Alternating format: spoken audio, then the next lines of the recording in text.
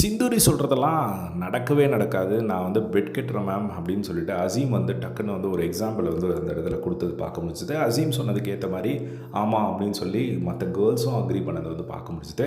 அப்படி என்ன ஆச்சு அப்படின்னு பார்த்திங்கன்னா வந்து ஒரு டாஸ்க் வந்து நடக்குது.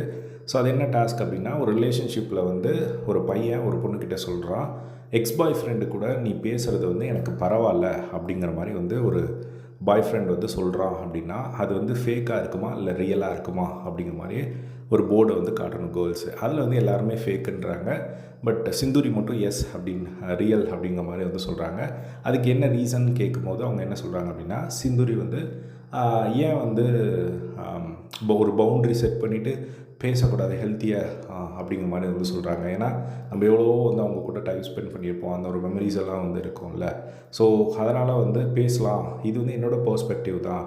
ஸோ ஏன் நம்ம எனிமிக்கிட்ட கூட நாமலாம் வந்து பேசுகிறோம்ல, ஏன் நம்ம எக்ஸ்கிட்ட பேசுகிறதுல என்ன இருக்குது அப்படின்னு சொன்ன உடனே ஹசீம் வந்து பார்த்திங்கன்னா அப்படியெல்லாம் வாய்ப்பே இல்லை அப்படிங்கிற மாதிரி வந்து பின்னாடி வந்து சொல்கிறாரு. அதுக்கப்புறம் ஹசீம் வந்து கேட்குறாங்க, ஏன் ஹசீம் அப்படி சொல்கிறீங்க அப்படின்னு கேட்க உடனே, இல்லை மேம் நான் ஒரு எக்ஸாம்பிள் சொல்கிறேன், ரொம்ப ஒரு உறுதியான ஒரு நட்பு காதலாக மாறலாம், ஆனால் ஒரு உறுதியான ஒரு காதல் கண்டிப்பாக நட்பாக மாறவே மாறாது அப்படிங்கிற மாதிரி வந்து சொல்லிவிட்டு, இப்போ சிந்து வந்து ஒரு பாஸ்ட் ரிலேஷன்ஷிப்பில் ஒரு நிறைய ஒரு மெமரிஸோட ஒரு ப்ரைவேட் மூமெண்ட்ஸ் வந்து அவங்களுக்குள்ளே வந்து இருந்திருக்கும்.